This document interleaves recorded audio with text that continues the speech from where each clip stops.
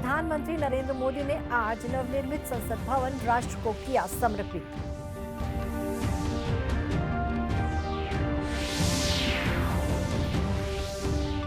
मन की बात में प्रधानमंत्री ने युवाओं में एक भारत श्रेष्ठ भारत की भावना के लिए युवा संगम के अनूठे प्रयासों की सराहना की।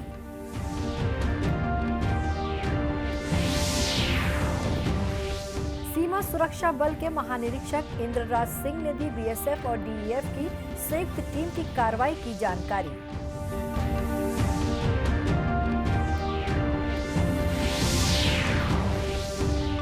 और कौशल उन्नयन कार्यक्रम के तहत सरकार युवाओं को दे रही टैटू प्रशिक्षण।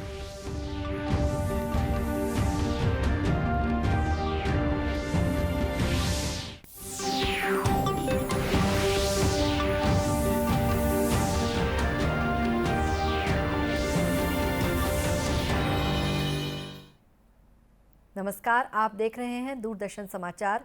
मैं हूं शुभ्रा भट्टाचार्य। अब समाचार विस्तार से। प्रधानमंत्री नरेंद्र मोदी ने आज नवनिर्मित संसद भवन राष्ट्र को समर्पित किया। वह सुबह नए संसद भवन पहुंचे और महात्मा गांधी की प्रतिमा पर पुष्पांजलि अर्पित की। अधिनम के साथ प्रधानमंत्री ने नए संसद भवन में प्रवेश किया। उन्होंने लोकसभा अध्यक्ष ओम बिरला के साथ मिलकर नए संसद भवन में सेंगोल को स्थापित किया। हवन के पश्चात सेंगोल को नए संसद भवन में स्थापित करने के बाद श्री मोदी ने पट्टिका का अनावरण कर नए संसद भवन का उद्घाटन किया। इसके बाद श्री मोदी ने नए संसद भवन के निर्माण में शामिल रहे लोगों को सम्मानित किया। प्रधानमंत्री नरेंद्र मोदी और लोकसभा अध्यक्ष ने सर्वधर्म प्रार्थना सभा में भी हिस्सा लिया।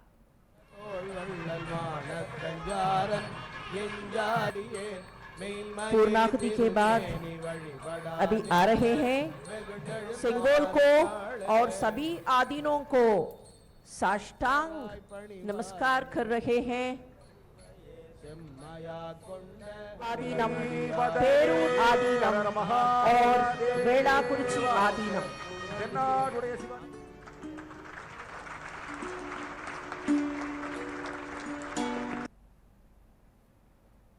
प्रधानमंत्री मोदी ने कहा कि गुलामी के बाद भारत ने बहुत कुछ खोकर अपनी नई यात्रा शुरू की थी। वो यात्रा कितने ही उतार चढ़ावों से होते हुए, कितनी चुनौतियों को पार करते हुए आज़ादी के अमृतकाल में प्रवेश कर चुकी है। ये अमृतकाल विरासत को सहेजते हुए विकास के नए आयाम गढ़ने का काल है। ये काल देश को नई दिशा देने का काल है। अनंत सपनों और आकांक्षाओं का अमृतकाल है। मुक्त मातृभूमि को नवीन प्राण चाहिए। नवीन पर्व के लिए नवीन प्राण चाहिए। मुक्त गीत हो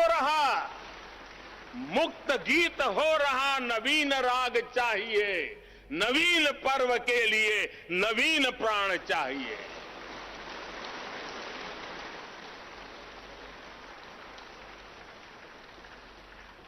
और इसलिए भारत के भविष्य को उज्जवल बनाने वाली इस कार्यस्थली को भी उतना ही नवीन होना चाहिए। गौरतलब है कि नया संसद भवन विकलांग और दिव्यांग जनों के लिए भी सुलभ है। नए संसद भवन की शानदार संरचना न केवल प्रगति बल्कि राष्ट्र के विकास की भावना का भी प्रतिनिधित्व करती है। आज आकाशवाणी से मन की बात कार्यक्रम में प्रधानमंत्री ने राष्ट्र को संबोधित किया। उन्होंने देश की एकता और विविधता को ध्यान में रखते हुए शिक्षा मंत्रालय द्वारा युवाओं में एक भारत श्रेष्ठ भारत की भावना को ताकत देने के लिए युवा संगम के अनूठे प्रयासों की सराहना की है। प्रधानमंत्री ने कहा कि युवा संगम पहल के माध्यम से युवा दूसरे राज्यों के शहरों और गांवों में जाते हैं, जिससे उन्हें अलग अलग तरह के लोगों से मिलने का मौका मिलता है। प्रधानमंत्री ने छत्तीसगढ़ के बालोद जिले के युवाओं द्वारा जल संरक्षण के लिए शुरू किए गए अभियान की भी चर्चा की। ये युवक घर घर जाकर लोगों को जल संरक्षण के बारे में जागरूक बना रहे हैं। बालोद जिले के युवा हैं। यहाँ के युवाओं ने पानी बचाने के लिए एक अभियान शुरू किया है।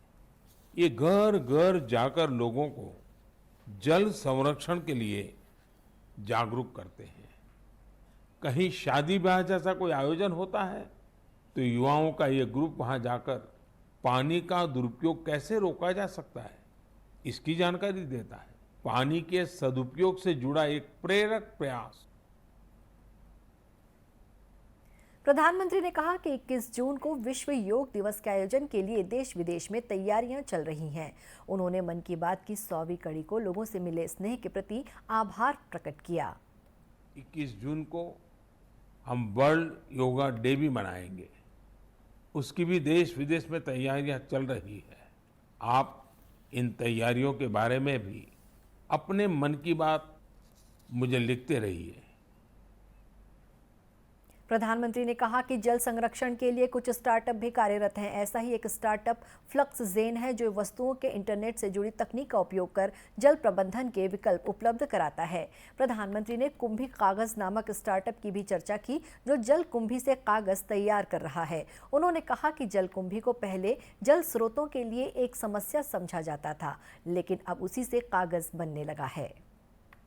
देश भर समेत छत्तीसगढ़ के सुदूर जिले सुकमा में भी प्रधानमंत्री नरेंद्र मोदी के मन की बात कार्यक्रम को सुना गया। जिला मुख्यालय से करीब 7 किलोमीटर दूर झापरा गांव में आयोजित कार्यक्रम में छत्तीसगढ़ भाजपा प्रदेश प्रभारी ओम प्रकाश माथुर भी शामिल हुए। इस अवसर पर उन्होंने लोगों से कहा कि प्रधानमंत्री ने आज 3 बिंदुओं पर मन की बात की है, जिसमें एक भारत श्रेष्ठ भारत की भावना को ताकत देने के लिए युवा संगम के अनूठे प्रयासों की सराहना की, साथ ही जल संरक्षण की दिशा में सरकार और लोगों की भूमिका पर अपने विचार रखे।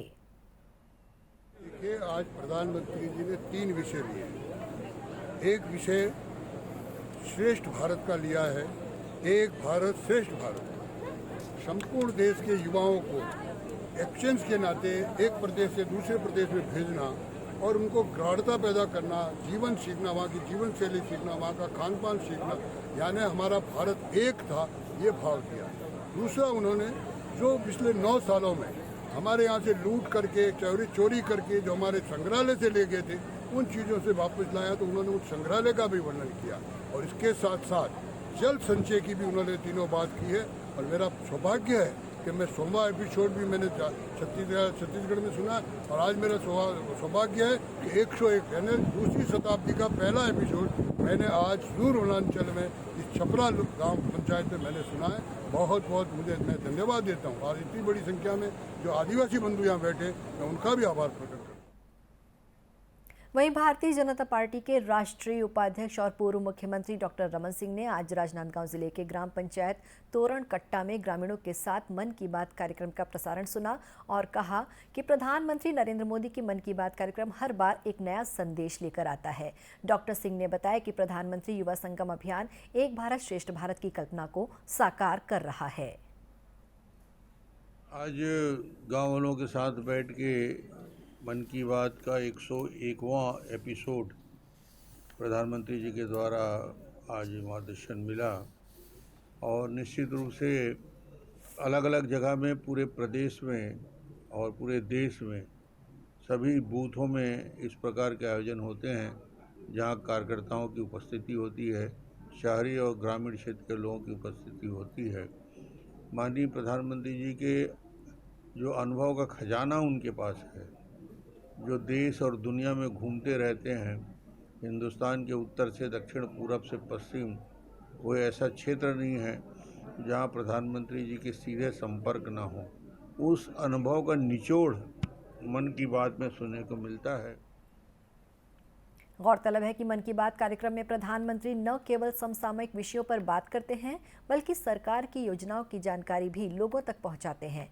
हर बार की तरह इस बार भी मन की बात कार्यक्रम को देश भर में लोगों ने सुना। प्रधानमंत्री नरेंद्र मोदी ने नई दिल्ली स्थित पार्टी मुख्यालय में भाजपा शासित राज्यों के मुख्यमंत्रियों और उप मुख्यमंत्रियों के साथ बैठक की। बैठक में राज्य सरकार और केंद्र सरकार के बीच सामंजस्य के साथ काम करने और योजनाओं के क्रियान्वयन पर विचार विमर्श किया गया। बैठक में भाजपा के राष्ट्रीय अध्यक्ष जेपी नड्डा और केंद्रीय गृह मंत्री अमित शाह भी शामिल हुए।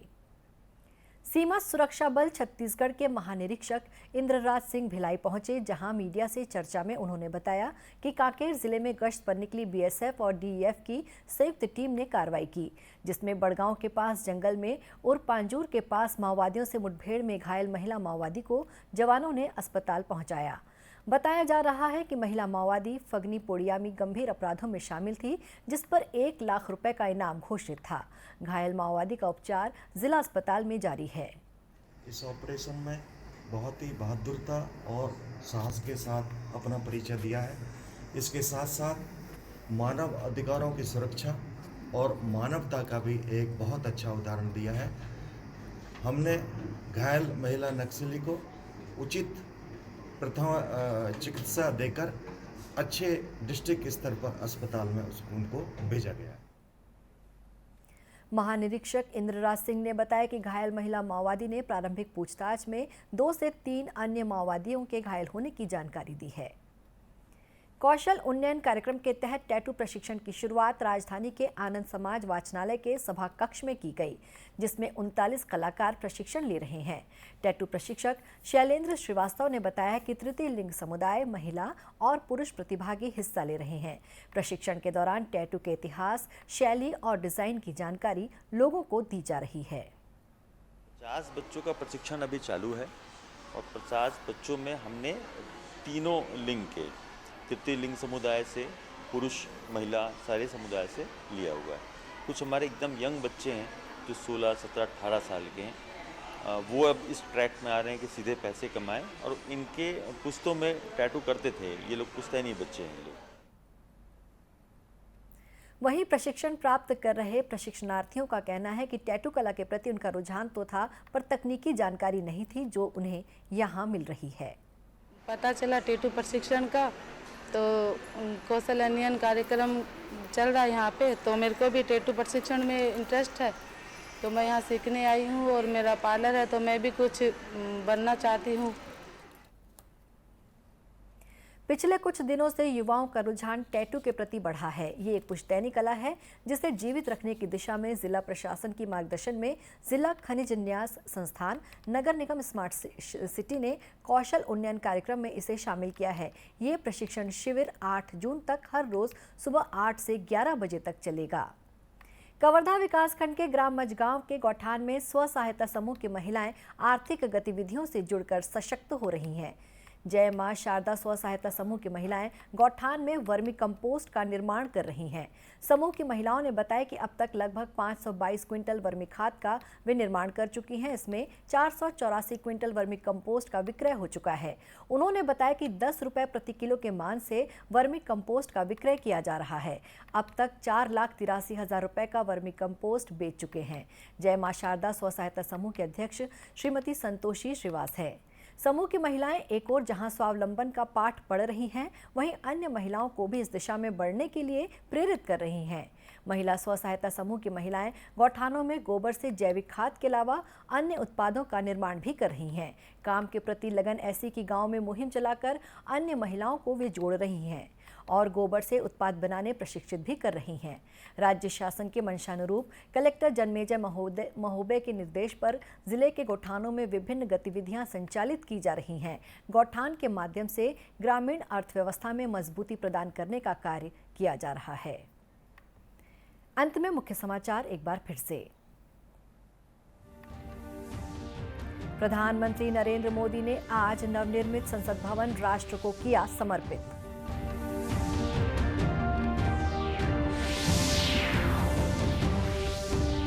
मन की बात में प्रधानमंत्री ने युवाओं में एक भारत श्रेष्ठ भारत की भावना के लिए युवा संगम के अनूठे प्रयासों की सराहना की।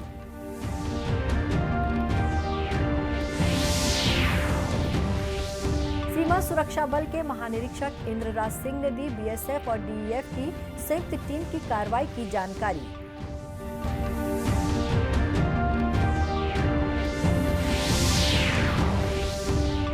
और कौशल उन्नयन कार्यक्रम के तहत सरकार युवाओं को दे रही टैटू प्रशिक्षण।